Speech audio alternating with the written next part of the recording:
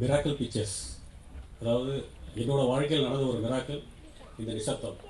அதாவது ரொம்ப சாதாரணமாக ஒரு நாள் மைக்கேல் அண்ணன் வீட்டுக்கு போயிருந்தப்போ ஒரே வார்த்தை தான் சொன்னார், ஒரு அப்பா பொண்ணு ஸ்கிரிப்ட் ஒன்று இருக்குது, அதில் நீ தான் ஹீரோ, நெக்ஸ்ட் மந்த் நம்ம ஷூட் போகிறோம் அப்படின்னாரு. ஆனால் எல்லாம் ரெடி ஆகிடுது, நெக்ஸ்ட் மந்த் நம்ம ஷூட் போகிறோம். சரி, ஓகேங்க.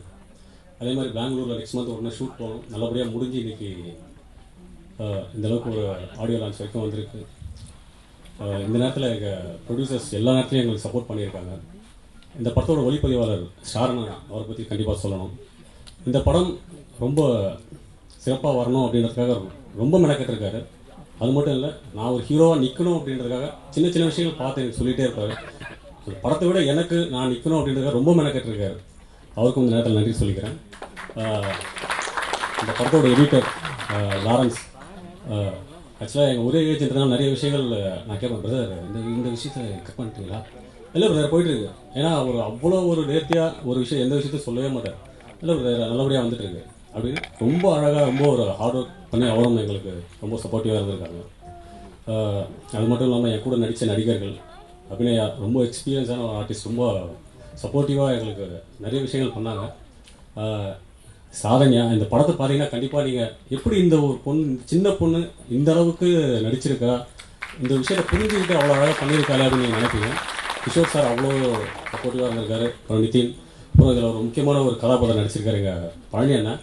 அவர் மேலே எங்கள் டேரக்டர் ரொம்ப ஒரு நம்பிக்கை.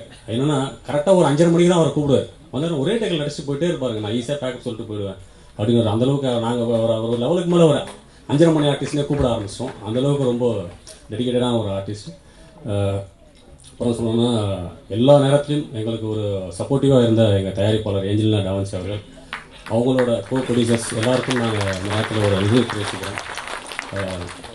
நன்றி, வணக்கம். மறுபடியும் என்னோடய இயக்குனருக்கு நான் கடமைப்பட்டிருக்கேன், நன்றிப்பட்டிருக்கேன்.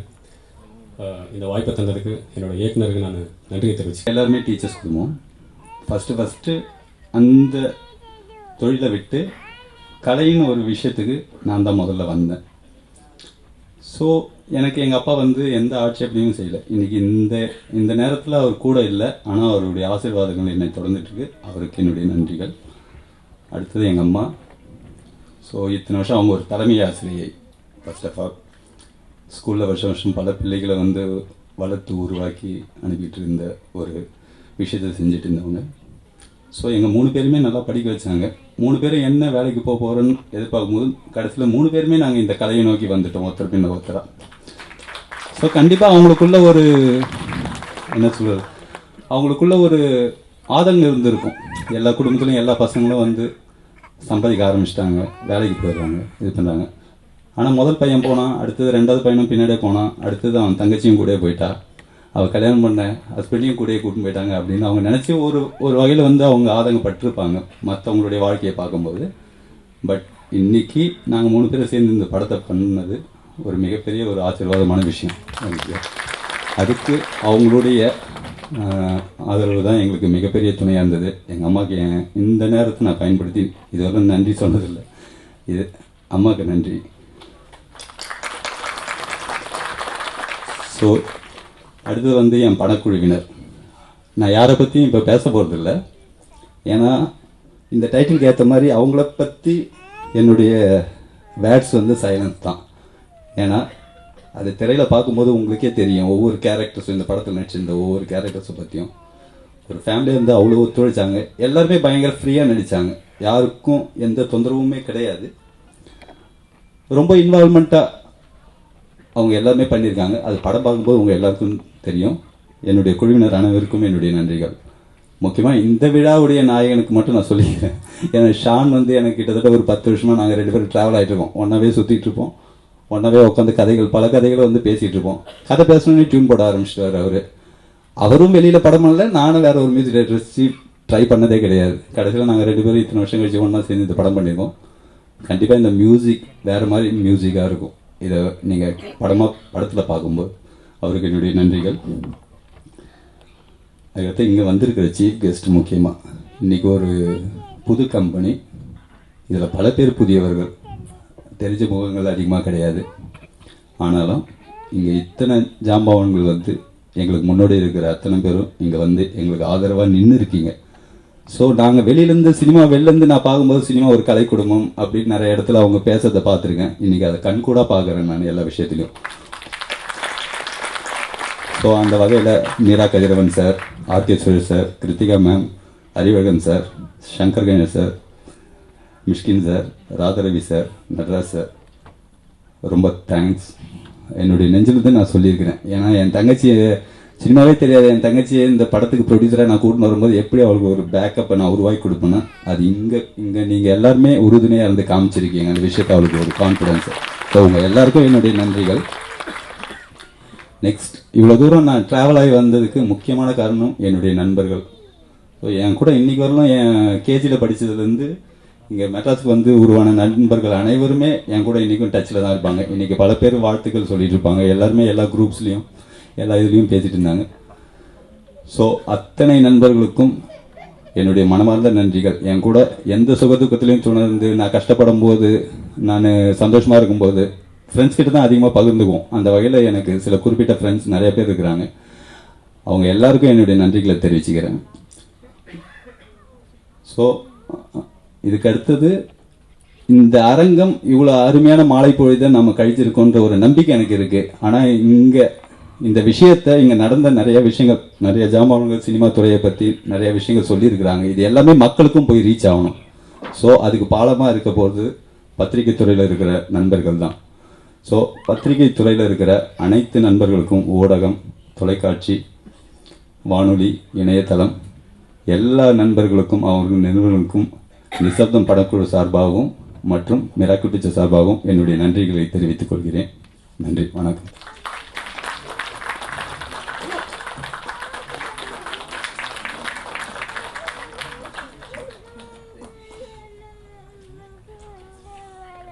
எல்லாருக்கும் வணக்கம்.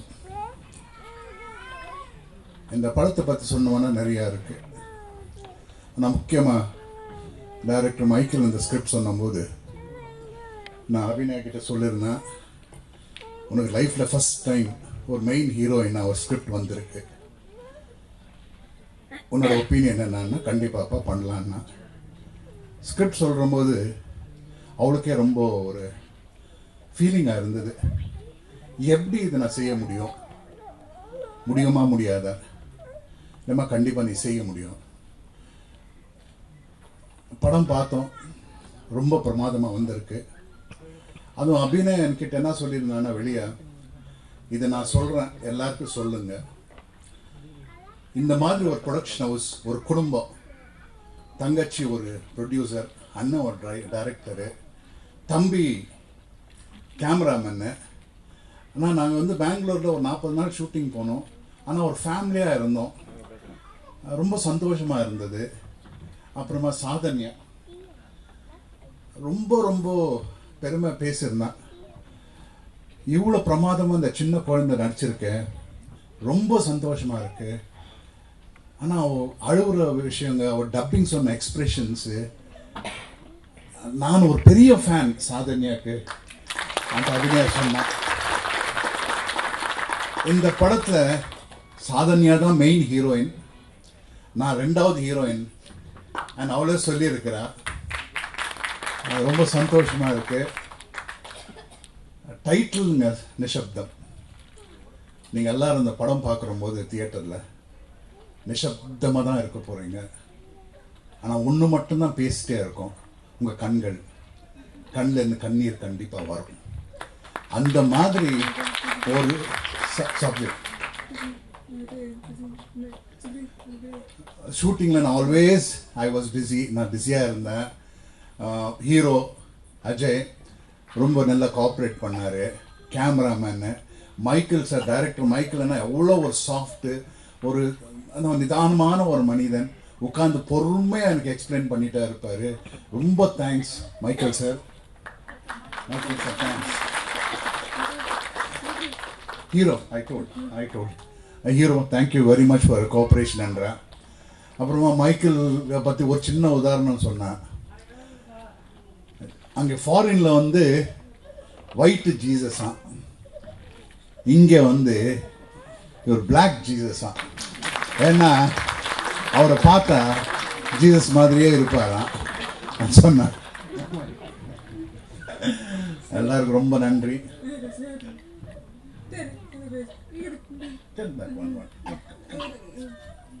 Director always helps me. I told you. Tell again.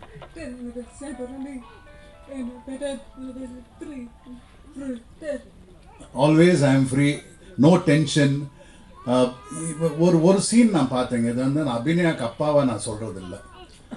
கண்டிப்பாக நீங்கள் நாளைக்கு அந்த சீனும் தியேட்டரில் பார்த்தீங்கன்னா அந்த சீன் பார்க்கும்போது எனக்கு அது அபிநயாவை தெரியல.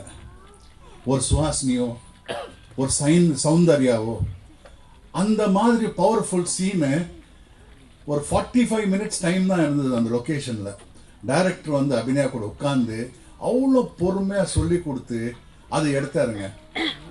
அதை மைக்கேல் சொல்லிட்டு இருந்தாரு, சார் அந்த சீனுக்கு நிறைய டைம் தேவை இருந்தது, ஆனால் இல்லைங்க மைக்கேல், ரொம்ப பிரமாதம் வந்திருக்கு. எவ்வளோ எமோஷன்ஸ் இந்த படத்தில் பண்ணியிருக்கா. ஆனால் அந்த ஒரு சீன் மட்டும் எனக்கு ரொம்ப பிடிச்ச சீன்.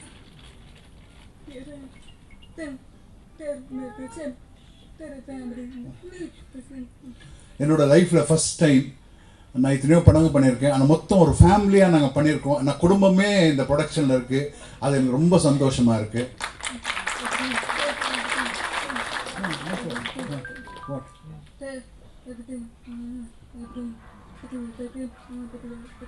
ஓகே, டைரக்டர் எல்லாருமே வெல்கம் பண்ணது எனக்கு ரொம்ப தேங்க்ஸாக இருக்குது. ரொம்ப நன்றி.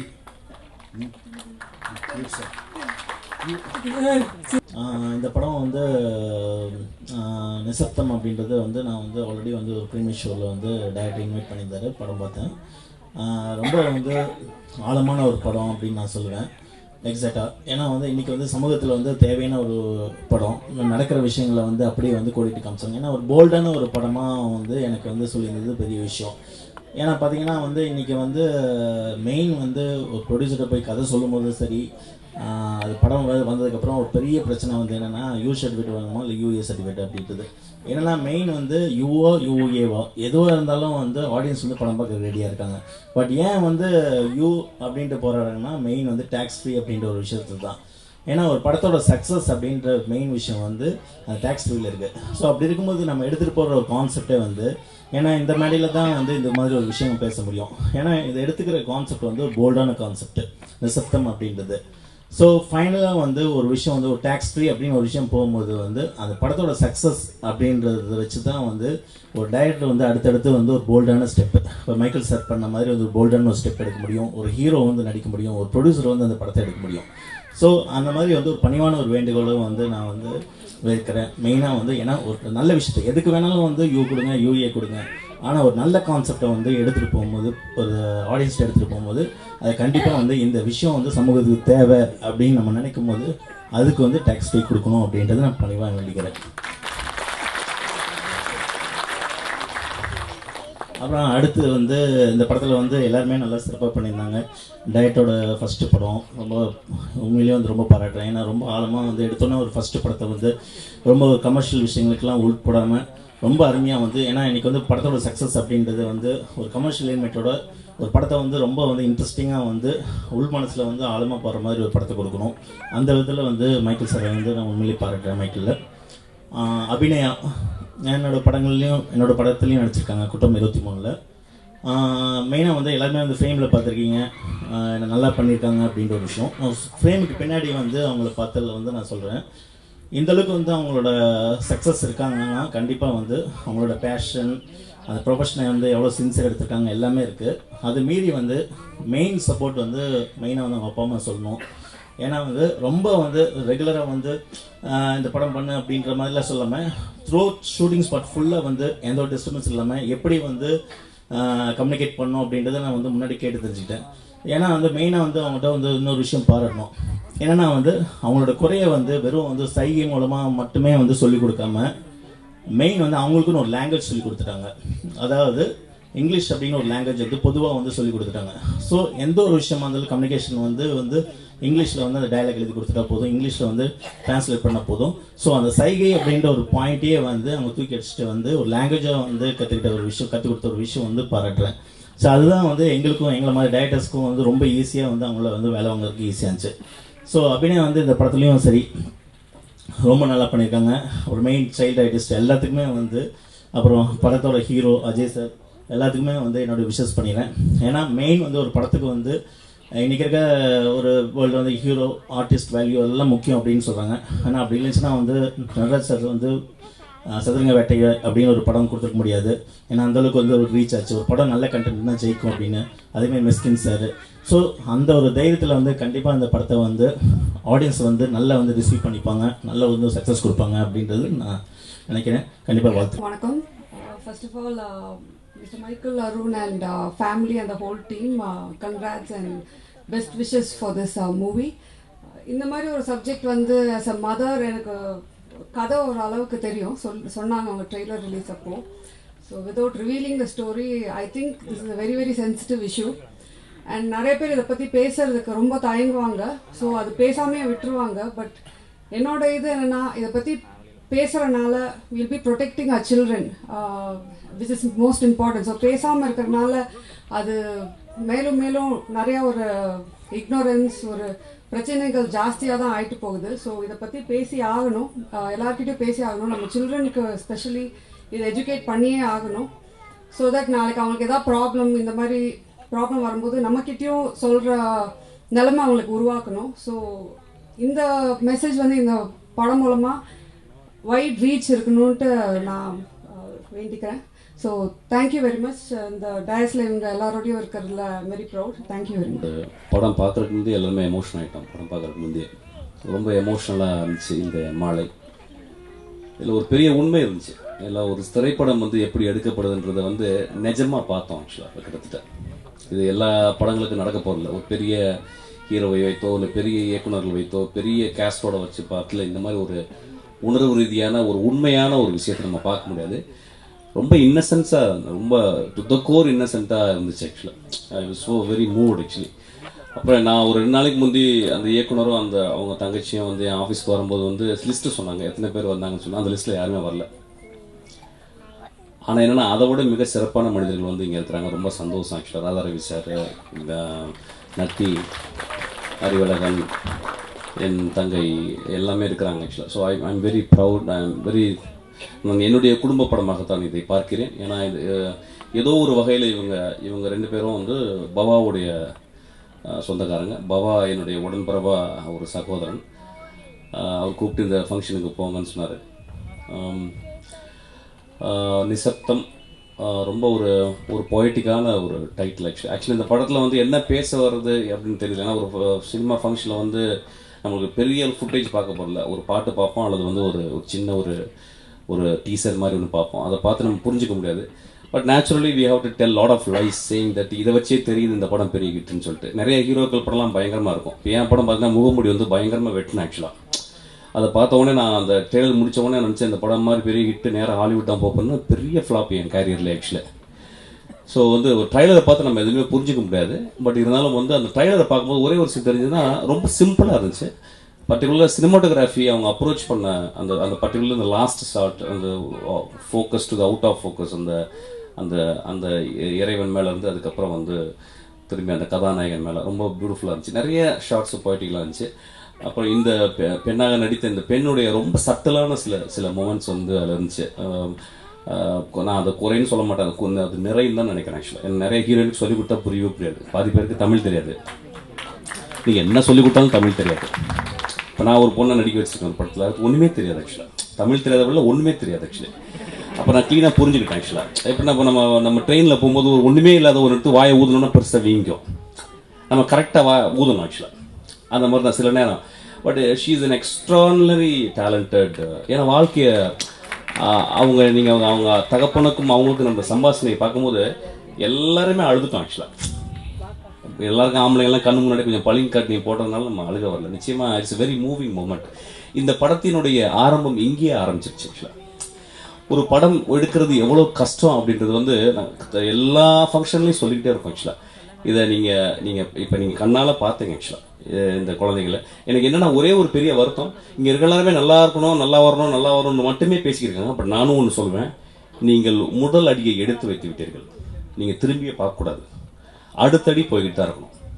நீங்கள் அடுத்த படம் பண்ண போகிறோன்னு முடிவு பண்ணிக்கணும். அது படம் ஓடுதான் ஓட, அதை பற்றி கவலை இல்லை.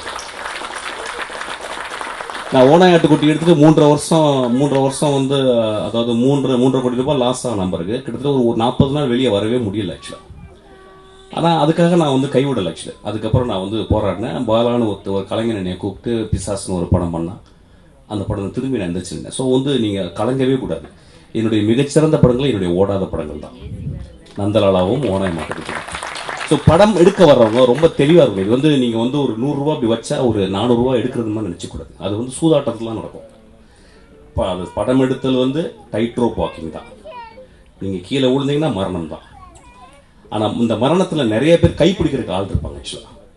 அந்த மாதிரி உங்களுக்கு எல்லாருமே பிடிக்கிறதுக்கு ஆள் இருக்காங்க. இவ்வளோ நண்பர்கள் இருக்காங்க. ஸோ இதில் வெற்றியை மட்டும் இலக்காக வைத்து நீங்கள் போகக்கூடாது. Because it's a warning. நீங்கள் வந்திருப்பது வந்து சாதாரண காடு இல்லை. சினிமா வந்து பயங்கரமான மோசமான காடு. பல காண்டாமிருகங்களும் பல பிசாசுகளும் ஒளிந்திருக்கும். நீங்கள் நடக்கவே முடியாது. பாதை பயங்கரமாக தெரியும், வெளிச்சம்லாம் இருக்கும். உள்ளே இழுத்து விட்டு போனீங்கன்னா எல்லாமே புதகுழி தான். ஸோ ரொம்ப கேர்ஃபுல்லாக இருக்கணும். இந்த இடத்துல நீங்கள் மனசை ரொம்ப திடப்படுத்திக்கணும். இந்த மனிதன் கிட்டத்தட்ட ஒரு 5 வருஷம் 6 வருஷம் கஷ்டப்பட்டு இருக்காரு. எனக்கு தெரியும். அவர் ஒரு இயேசு கிறிஸ்து போல தான் இருக்கிறார். கரெக்டாக அந்த எனக்கு தெரிஞ்சு நான் ரொம்ப நேரம் யோசிச்சு இந்த இயக்குனரை பற்றி எப்படி பேசலாம் போது நான் வந்து அவர் ரொம்ப வாட்ச் பண்ணிட்டே இருந்தேன். பார்க்கும்போது ஒரு கருப்பு இயேசு மாதிரி தான் இருந்தார். ஆனால் அதை பெண் சொல்லிடுச்சு. அந்த பெண் ஏன்னா அவள் பேசாமல் இருக்கிறதுனால தான் அந்த அப்சர்வேஷன் அவளுக்கு பண்ண முடிஞ்சது. ஆக்சுவலாக வந்து அவர் கருப்பு இயேசு தான். அந்த ஒரு 4 வருஷம் 5 வருஷம் அவர் சொன்னார். அவர் விஷயங்கள்லாம் சொன்னார். நான் போயிட்டு பெங்களூரில் போய் நான் வந்து என்னால் காசு இல்லை சார், நான் போயிட்டு ஒரு ஒரு ஒரு ஒரு இடத்துல ஷூட் பண்ணேன். அங்கே போயிட்டு அங்கே ஒரு அம்மாட்ட போய் நான் சொன்னேன், உங்களுடைய இடம் வந்து எனக்கு வேணும், ஒரு 10 நாள் ஷூட் பண்ணுவோம். அவங்களுக்கு ஒன்றுமே புரியல. உடனே இவங்க கதை சொன்னாராம். கதை சொன்ன உடனே அந்த அம்மா சரி நீங்கள் 14 நாள் ஷூட் பண்ணிங்கன்னு ஃப்ரீயாக கொடுத்தாராம். அதுக்கப்புறம் ஒரு போலீஸ் ஸ்டேஷனில் போய் ஷூட் பண்ணுங்கிறதுக்காக எங்கே போயிருக்காரு. போலீஸ் ஸ்டேஷனில் ஷூட் பண்ணுறதுக்கு எங்கே வேணால் ப்ரொடக்ஷன் மேனேஜர்ட்டு போவாங்க. அவங்க வழக்கம் போல் ஏதாவது ஒரு செட் இருக்கும், ரொம்ப கேவலமான. அதாவது தமிழ்நாட்டில் கிட்ட 2000 ஷூட்டிங்லாம் அந்த போலீஸ் ஸ்டேஷன்லாம் இருக்கும் செட்டு போட்டு.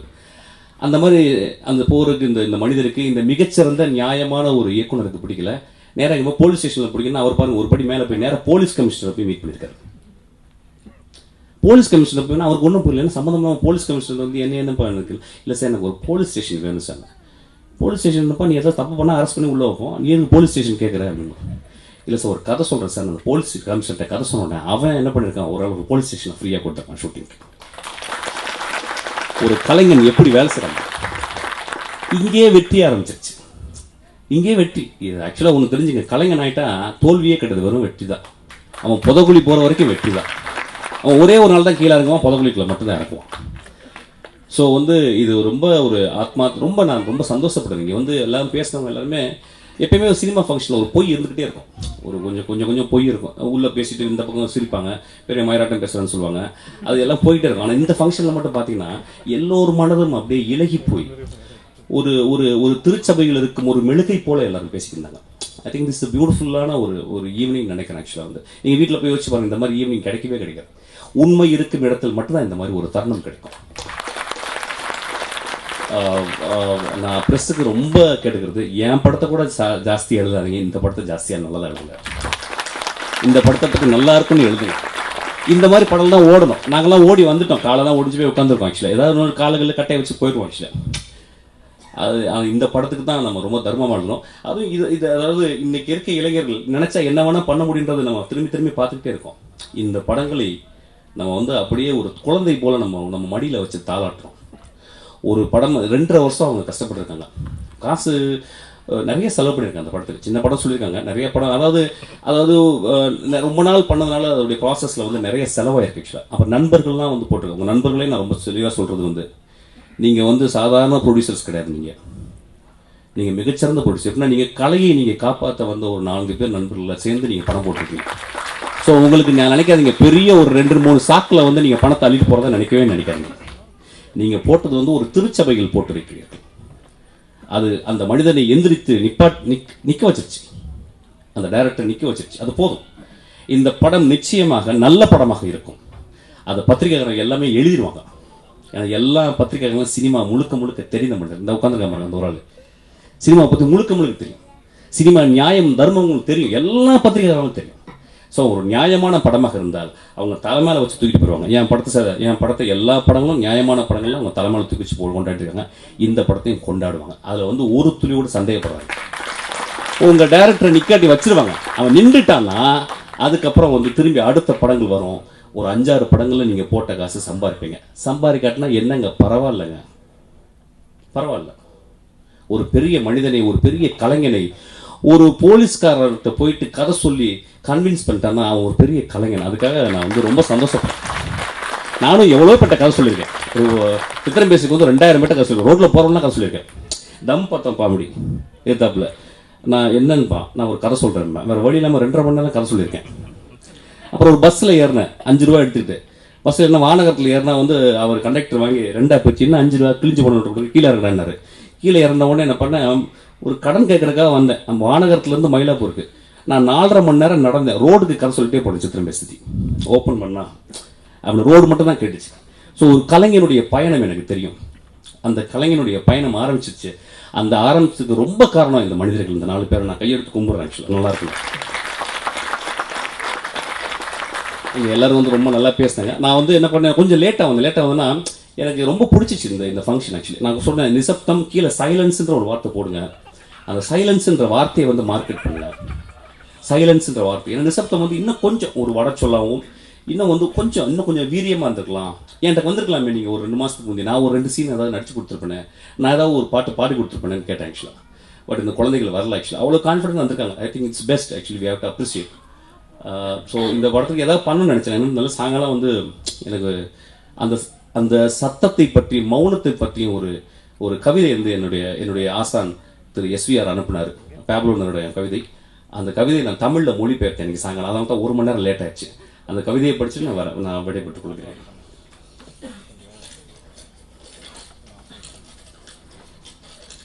I am dedicating this translation to நிசப்தம். அமைதி காத்தல். நாம் எல்லோரும் சேர்ந்து 10 எண்ணுவோம். இந்த பூமியின் மேல் ஒரு முறையாவது அமைதியாக இருப்போம். மொழிகளை கைவிடுவோம். எல்லா மொழிகளையும் கைவிடுவோம். ஒரு முடி அசைவை கூட நிறுத்தி வைப்போம். இது மிகச்சிறந்த தருணம். வேகம் இல்லாத, இயந்திரங்கள் இல்லாத இந்த புதிய அனுபவத்தில் நாம் எல்லோரும் இணைவோம். மீனவர்கள் கடலுக்கு போகாமல் மீன்களுக்கு உயிர்தானம் அளிக்கட்டும். உப்பி எடுக்கும் மனிதன் தன் விரல்களில் உள்ள காயங்களை பார்க்காமல் இருக்கட்டும். விசைவாயு போர்கள், நெருப்பு போர்கள், எண்ணெய் போர்கள், எண்ணெய் போர்கள், பசுமை போர்கள் செய்யும் போராளிகள் தங்கள் ஆயுதங்களை ஒரு மூலையில் சாய்த்து வைத்துவிட்டு எதிரிகளோடு ஒரு நிழலில் அமைதியாக அமரட்டும். நண்பர்களே, நான் உங்களிடம் கேட்கும் இந்த செயலை செயல் மரணம் என புரிந்து கொள்ள வேண்டாம். வாழ்க்கை செயலுக்கும் செயல் இன்மைக்கும் நடுவில் இளைப்பாறுகிறது.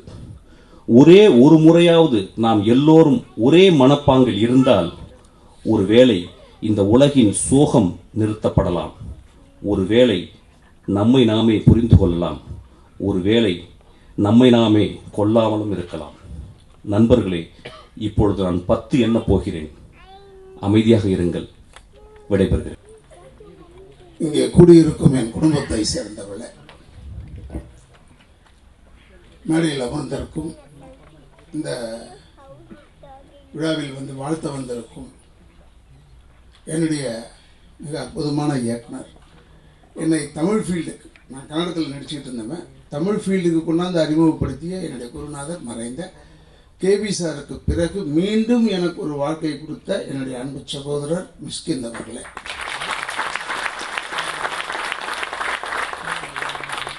என்னுடைய அன்பு சகோதரர், நான் இப்போ ரொம்ப ரசிப்பேன். மிளகாயின்ற ஒரு படம் பார்த்துட்டு யாரா இந்த ஆள் இவ்வளோ உயரமாக இருக்காங்க, நல்லா நடிக்கிறானப்பா, ஏன்னா கண்ணெல்லாம் நல்ல பெருசாக இருக்குப்பா, நல்லா நடிக்கிறான்ப்பா, தமிழ் பையன் வேறேன்னு சொன்னான். அவர் பார்த்தா கேமராமேன் சொன்னாங்க. சொத்துன்னு விழுந்துட்டேன். ஏன்னா அவங்க வேலையை செய்கிறத விட்டுட்டு இவர் ஏன்டா வந்து நடிக்க வர்றாரு, ஏன்னா நமக்கு ஒரு நடிகை வாய்ப்பு போயிடுது பாருங்க, அதுக்காக சொன்னேன். ஆனால் இந்த ஆளை பார்த்து நான் கூடவே நடித்தேன். நான் ஒரு படம் இருந்தாலும் பின்னாடி வச்சுக்கிட்டு நம்ம நடிக்கக்கூடாது, இவன் ஏதாவது ஒன்று செய்கிறார் பின்னாடி, அதனால் நான் சில டைமில் முன்னாடி விடுவேன் அவரை. அவருக்கு தெரியாது, அந்த திருட்டுத்தனம்லாம் தெரியாது ஒன்றும். அப்பேற்பட்ட மிக அற்புதமான கலைஞன். எதிர்காலத்தில் நமக்குள்ள ஒரு தமிழ் நடிகர்கள் தான் எனக்கு கொஞ்சம் கஷ்டம். இது மாதிரி தமிழ் நடிகர் நடராஜன் அவர்களுக்கு என்னுடைய, அதாவது கேமராமேன்றதை விட பெரிய நடிகர், நல்ல உயரம், நல்லா. இப்போ கூட ஏன் என் உடம்பை குறைச்சேன்னு கேட்டேன். இல்லைன்னா இந்த படத்தில் டைரக்டர் சொன்னேன், புரட்சி தலைவர் உடம்பை குறைக்கலையா, நடிகர் தலைவர் சிவாஜி கணேசன் உடம்பை குறைக்கலையா, இதில் வேலையை காமிச்சாங்க, நின்றுக்கிட்டே இருந்தாங்கய்யா கடைசி வரைக்கும். இல்லை உனக்கு சொன்ன டைரக்டரை நான் தப்பு சொல்லலை, அவர் என்ன ஃபீல் பண்ணுவாங்களோ அதுதானே சொல்லுவாங்க. பட் நான் அப்படி தான் பயந்துட்டு பிசாசு பண்ணேன். எனக்கு மிஸ்கின் அந்த பயமுறுத்தலாம் இல்லை. அப்பா நீ இப்படி வாப்பா, அப்படி பண்ணுப்பா, இப்படி பாப்பா, நாளே சீன் தான்ப்பான்னு சொல்லி எங்கேயோ கொண்டு போய் என்னை விட்டுட்டார். அதனால் நான் நடராஜன் சொன்னேன், சரி டைரக்டர் விரும்பினார், ரைட்டு, அதெல்லாம் பண்ணு, பார்த்துங்கப்பா, உடம்பை குறைச்சி உடம்பை ஏற்றி உடம்பை குறைச்சி. சில்வஸ்டர் ஸ்டாலின் இப்போ பார்த்தீங்கன்னா அசிங்கமாக இருக்கான். ஏன்னா அது மாதிரி மாறி மாறி வந்ததுனால. அதுக்காக சொல்கிறேன், நான் இந்த சினிமா இருக்கிற வரைக்கும் தான் சோறு போடும், இல்லைன்னா மறந்துடுவான். அதுக்காக சொல்கிறேன். மேலும் என்னுடைய அன்பு நடராஜன் அவர்களுக்கும் சங்கர் கணேசன் வந்து என்னுடைய குடும்பம். அவர் எங்கள் அப்பாவுக்கு அவர் ஒரு மகன் மாதிரி. படத்தில் நடித்தாரோ அதுக்கு முன்னாடிலேருந்தே எங்கள் அப்பாவுக்கு மகன் மாதிரி தான். எங்கள் அப்பா பாட இவர் மியூசிக் வாசிக்கிறார். எங்கள் அப்பா குரலுக்கு கிடைக்க மாட்டாகும்.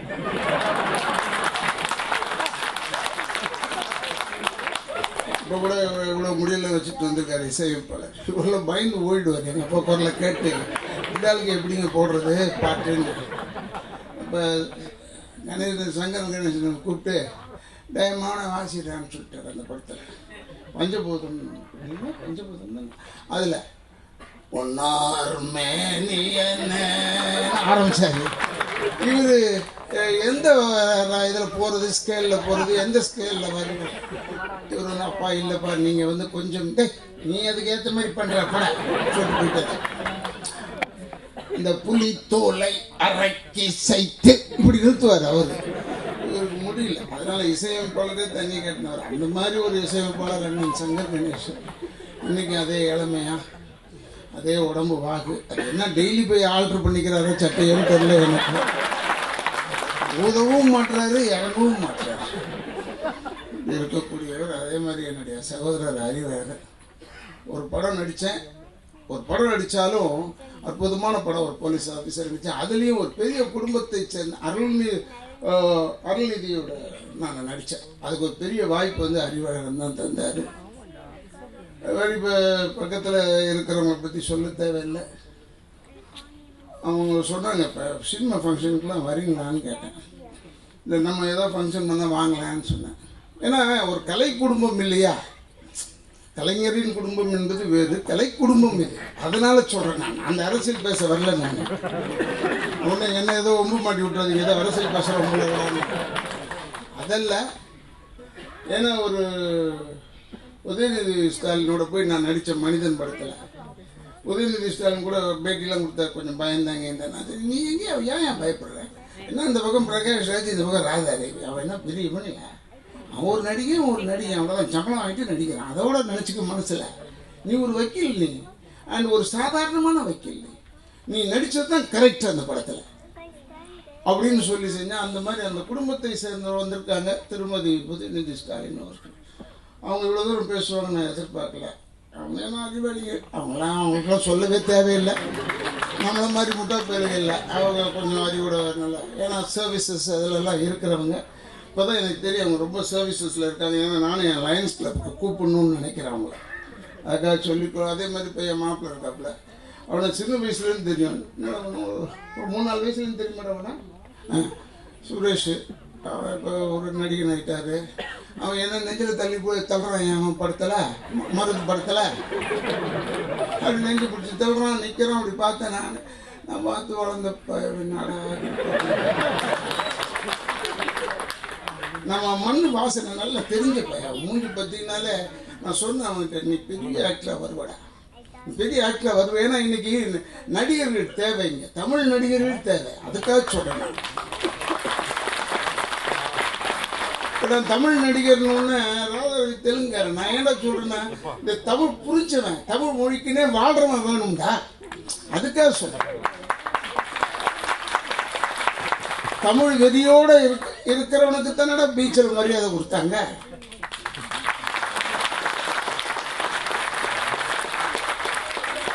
அதுக்கு மேல பேசுன முட்டும். அதை பற்றி நான் போகல. நான் இருந்தாலும் இயக்குனர் கூட பேசும்போது பீட்டா பற்றி பேசினார். ஆஹா, நம்ம சொல்லணும்னு நினச்சோம். அவங்களாம் வந்து இயக்குனர் சங்கமே இப்போ சரி, அது பெரிய இயக்குநர்கள் ஆகட்டும் இல்லை உதவி எல்லாருமே அந்த தமிழ் வேகத்தில் இருக்கிறாங்க. எனக்கு ரொம்ப பிடிக்கும் எனக்கு இயக்குனர் சங்கம். நானும் உறுப்பினராக இருக்கிறவன். அப்புறம் இப்போ கதாநாயகனை பார்த்தேன். கதாநாயகி பற்றி சொல்லவே தேவை. ஒரு தாய் தந்தை 2 பேருமே சப்போர்ட் அந்த பொண்ணுக்கு. அந்த பொண்ணு என் வீட்டுக்கு வரும்போது நான் தான் லைஃப் மெம்பர் ஆக்குனேன்னு அவங்க அப்பா சொன்னார். உனக்கு இருக்கிற நன்றி ஒரு பையனுக்கு கிடையாதுன்னு நான் சொன்னேன். அவர் சொன்னார், என்ன என் பொண்ணை நீங்கள் பார்த்துக்கணுன்னு லைஃப் மெம்பர் ஆக்கியா சொன்னீங்க, செஞ்சீங்க, அதனால் எனக்கு மரியாதை இருக்குங்க. ஆனால் அந்த பொண்ணு அவ்வளோ அழகான பொண்ணு. இந்த படத்தில் பார்க்கும்போது அசந்துட்டாது. As a character she was living. நாங்கள் பார்த்தது கொஞ்சமாக இருந்தாலும் இப்போ கூட காம்பேர் பண்ணுறாங்க, ரொம்ப நல்லா பண்ணிட்டு இருந்தாங்க. அவங்க சொன்னாங்க திருக்குறளை போய் பேசி விட்டார்னு. ஒன்று சொல்கிறேன், திருக்குறள் 2 லைன் தான், அர்த்தம் பெருசு, அது தெரிஞ்சுக்கங்க. அதனால இந்த பொண்ணு பார்த்தேன் நான். அவங்க நல்லா பண்ணுவாங்க. அப்புறம் எடிட்டர் பற்றி சொன்னாங்க, மியூசிக் டைரக்டர் சொன்னார். அப்புறம் பம்பாயிலேருந்து பாட்டு எழுதினவர் வராரு. அங்கே உட்காந்துட்டே சொன்னேன், அவர் தான் பம்பாய் யார் பக்கத்து சொன்னேன் நடராஜன். ஆமாம் நான் அவர் தான். ஏன்னா பாதி கலர் வேறு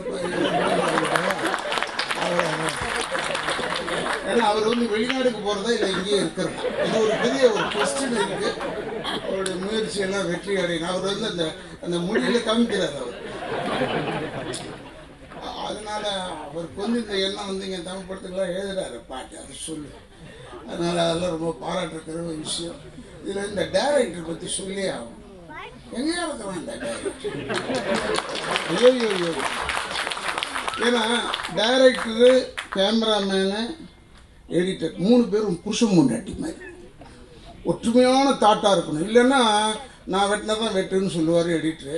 டைரக்டர் வந்து இப்படி தான் சொல்லுவார். கேமராமேன் வந்து முடியவே முடியாது, இப்படி தான் பண்ணணும்னு சொல்லுவாங்க. இதெல்லாம் இருக்குது, நாங்கள் நிறைய பார்த்துருக்கேன் நான். அது மாதிரிலாம் இல்லாமல் 3 பேரும் கோர்வையாக பண்ணியிருக்காங்க இந்த படத்தில். அவ்வளோ அழகு ஒவ்வொன்றுமே. அதாவது பியூட்டிஃபுல் பிக்சர். அது என்ன எனக்கு ஒரே ஒரு பெருமைன்னா, இந்த படத்தில் இந்த ப்ரொடியூசர் அம்மாலாம் பேசினாங்க, பாவம் அவங்க நல்லா பேசினாங்க. அவங்க ஹஸ்பண்ட் இருந்தார். அப்புறமா அவர் ஒருத்தர் நடிச்சிருக்காரு, பழனி, அவர் பேர் இவர் வேறு நடிச்சிட்டாரு, இவரும் நடிச்சிருக்காரு. அவங்க ஒரு குடும்பமே வந்து இறங்குது. இப்போ நல்லது தான் அது. அதனால் அந்த அம்மா வந்து சிரிச்சுட்டு சொன்னாங்க, குடும்பத்தை பற்றியே சொன்னாங்க. எல்லாரும் சிரிச்சுக்கிட்டு இருந்தோம். ஒரே ஒன்று மட்டும் நிசப்தமாக ஒரு தாய் மட்டும் கண்ணீர் விட்டா. அவங்க அம்மா அங்கே உட்காந்துக்கிட்டு அழுகுது. உண்மையிலே அந்த அம்மாவோட உட்காருங்கம்மா நீ ஏமா. ஏன்னா எனக்கு கொஞ்சம் தாய் சென்டிமெண்ட் அதிகம். எனக்கு எங்கள் அம்மா 2009 இறந்ததுலேருந்து இன்னைக்கு வரைக்கும் சும்மா சிரித்து பேசிக்கிட்டு இருக்கிறனே ஒழிய மனிதனாகவே இல்லைன்னா. ஏன்னா யாரை வேணாலும் இழக்கலாம், தாயை மட்டும் இழக்கவே கூடாது. அது தாயாக இருந்தாலும் சரி, அம்மாவாக இருந்தாலும் சரி, இழக்கக்கூடாது.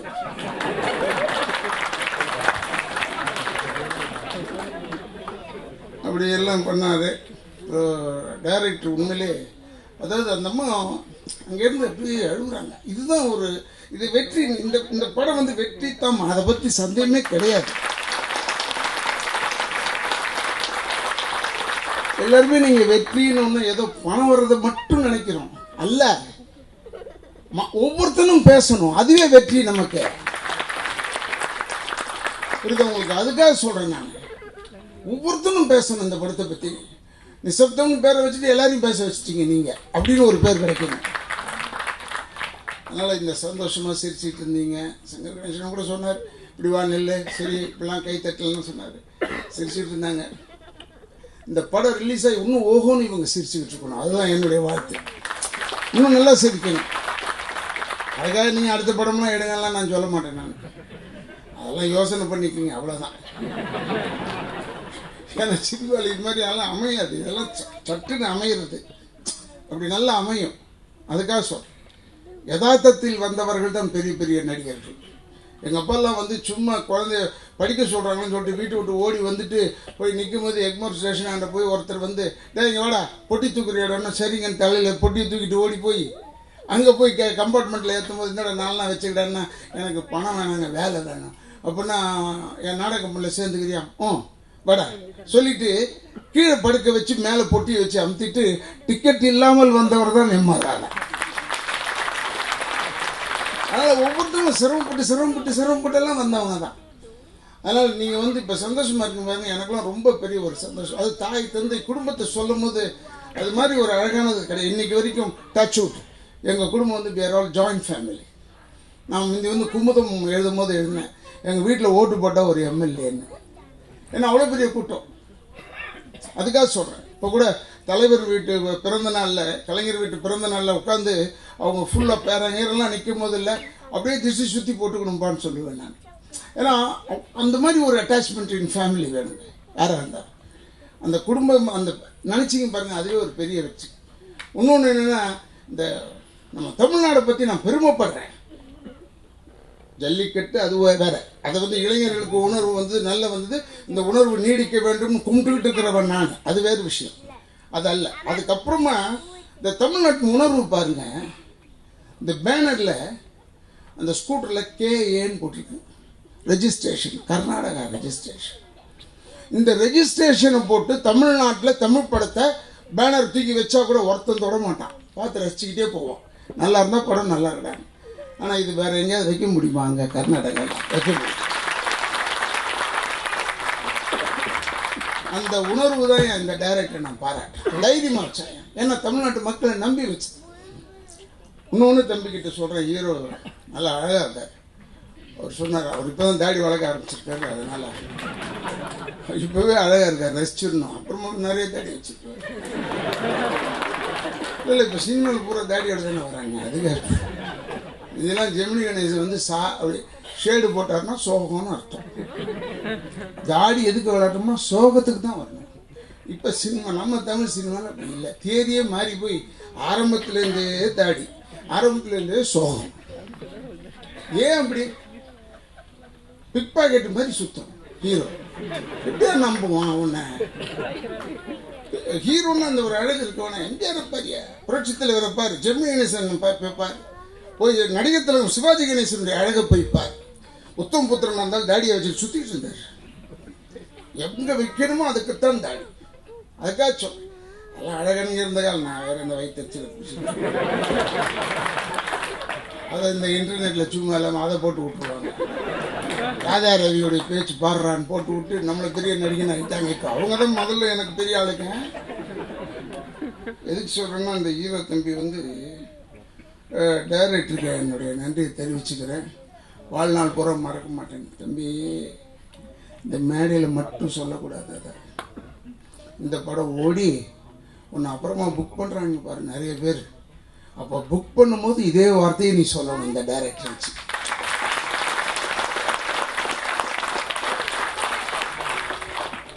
பணமெல்லாம் நீ எவ்வளோ வேணாலும் சம்பாதிக்கலாம். பணம் ஈஸி. சும்மா மிஷினை வச்சோம்னா நம்ம கோயம்புத்தூர் போகணும், குத்திக்கிட்டு வந்துக்கிட்டே இருக்கலாம். உனக்கு எவ்வளோ வேணும் பணம் சொல்லு. அந்த மாதிரி ஆயிடுச்சு. பாரு, 2000 ரூபாய் பூரா பணக்காரங்கிட்ட தான் இருக்குது, நம்மக்கிட்ட கிடையாது. நானும் பார்த்து மிரண்டேன். சினிமாவில் காமிக்கிற மாதிரி காமிக்கிறாங்க. அவர்கிட்ட 160 கோடி புது 2000 ரூபாய் நோட்டு பார்க்க எங்கடா இருக்கு இந்த 2000 ரூபாய்? காட்டுறான்னா காட்ட மாட்டான். நான் போய் பேங்க்ல போய் கேட்டால் 10 ரூபாய் காயினா இவ்வளோ கொடுத்துட்டாங்க எனக்கு. இந்த ராபிச்சக்கார மாதிரி எடுத்துட்டு வர வேண்டியதா இருக்குது. நான் நல்லா சம்பாதிக்கிறேன், நான் அப்படி ஏன் நிலைமை. அவன் நோகாம நோம்பு வச்சுக்கிட்டு இருக்கான். அவன் பார்த்தா அவனை அரெஸ்ட் பண்ணாங்க. அவன் பார்த்தா ஜெயிலில் வந்து அவன் வீடே நடத்துறான். அங்கே கொடுமையான நாடுற இது. அதுக்காச்சும் நான் அதெல்லாம் சொல்லலை. நல்லா சம்பாதிங்க, நல்லா இருங்க. நல்லா வரும்போது இந்த டைரக்டர்லாம் ஞாபகம் வச்சுக்கிட்டு இந்த டீம் மஸ்ட் டூ மினிமம் ஒரு 20 படம் 25 படம் ஒன்றா செய்யணும் நீங்கள் இந்த டீமே. அதுக்காக சொல்.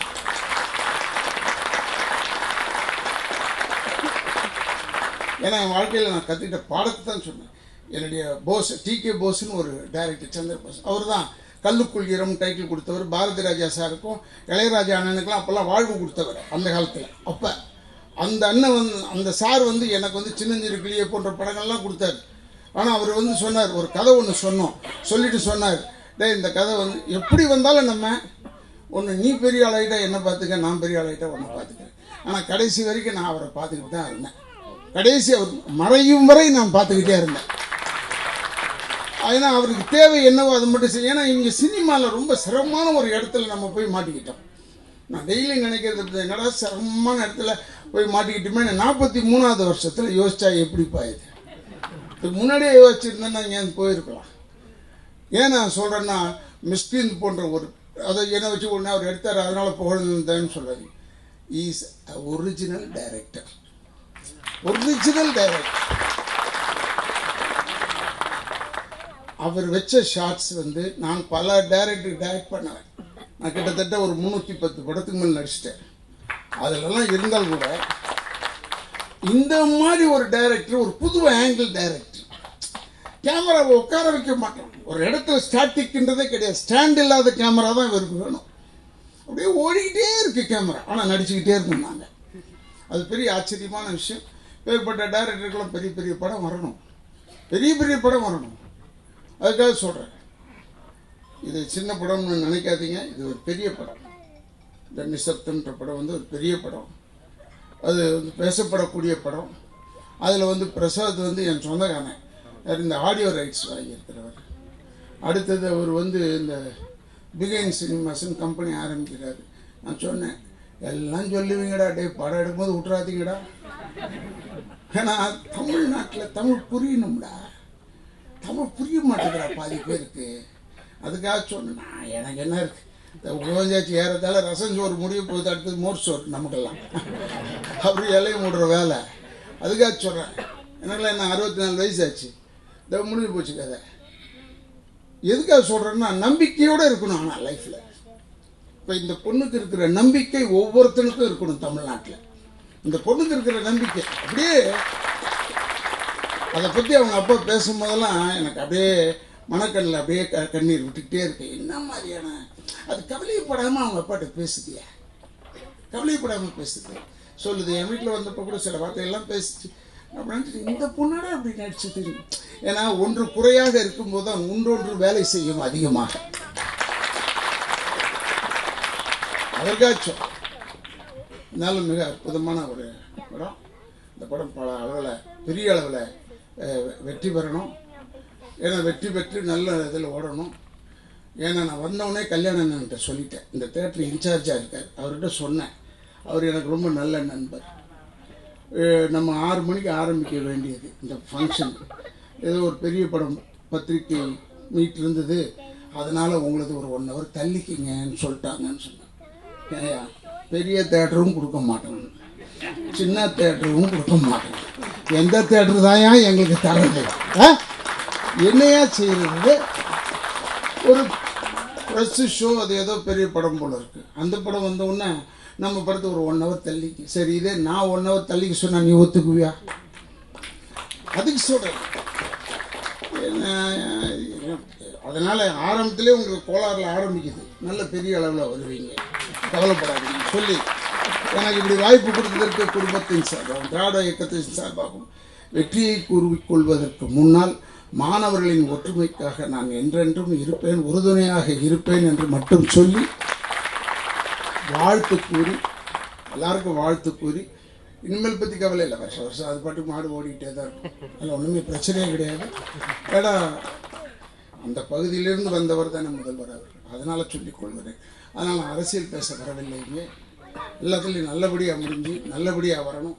அதுக்கு எல்லோரும் ஒற்றுமையாக இருந்தது போய் இந்த படமும் ஒற்றுமையாகணும். மக்கள் நீங்கள் தயவுசெய்து தேட்டரில் வந்து பாருங்கள், படத்தை தேட்டரில் வந்து பாருங்கள்.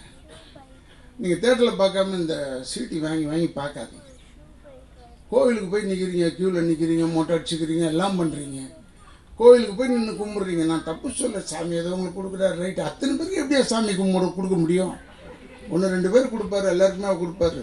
இந்த பேர் ஒருத்தங்க ஊர் பூரா கடை வச்சுட்டு லண்டனில் உட்காந்துட்டு இருக்காங்க, கேட்பார் அட்டு கிடக்குது. அதனால சொல்கிறேன், அப்படி போய் சொல்லுவியா கடவுளை அவனுக்கு மட்டும் உதவி பண்ணி எனக்கு பண்ணுன்னா எப்படி பண்ணுவார்? அது ஒரு சில பேருக்கு தான் பண்ணுவார், அதிகமாக ஏமாத்தினா பண்ணுவார். நீ எதுக்கு அப்படிலாம் இல்லாமல் நல்லா ஒன்று வேண்டி என்னை கூப்பிட்டதுக்கு குடும்பத்தின் சார்பாகவும் திராவிட இயக்கத்தின் சார்பாகவும் வெற்றியை கூறி நன்றியை கூறி விடைபெறுகிறேன். நன்றி.